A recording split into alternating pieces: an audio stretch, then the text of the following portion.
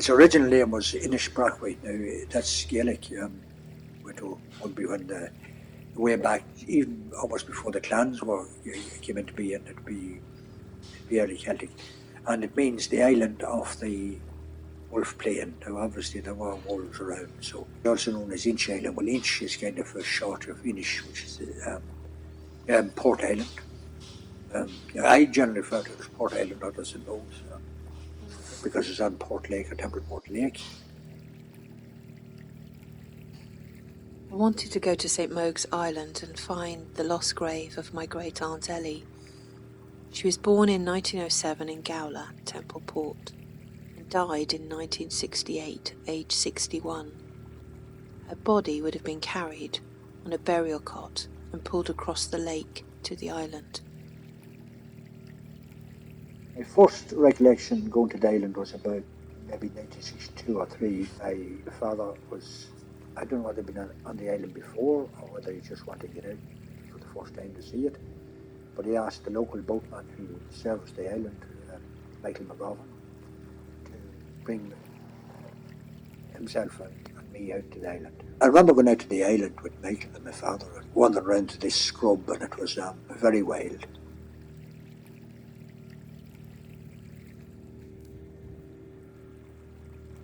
Each year, a group of local people come together at St Mogues for an island clean-up ahead of the annual Blessing of the Graves in August. It's an event where people assemble at the jetty with strimmers and rakes and cutting tools to make their way across the water. There was always a kind of an annual clean-up on the island with maybe a couple of people who had family plots who were great at doing and clean them up. So there was an incentive then to clear off all the scrub and the rubbish and leave the graves more accessible and more visible. There began a steady chorus of strimmers doing battle with the wild, the sound growing louder and louder across that tiny island.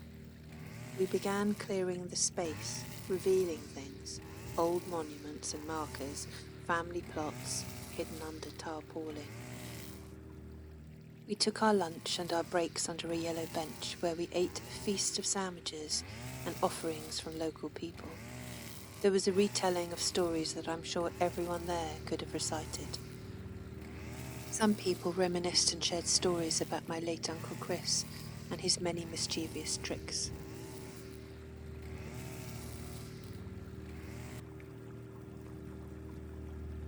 Before we turned again for home, some of us stopped and talked about the souls of our families, the people that are buried here.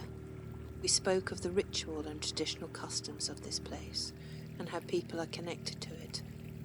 These are acts of care, of kindness which mark death and time through the seasons on St Mogues every year, over hundreds of years.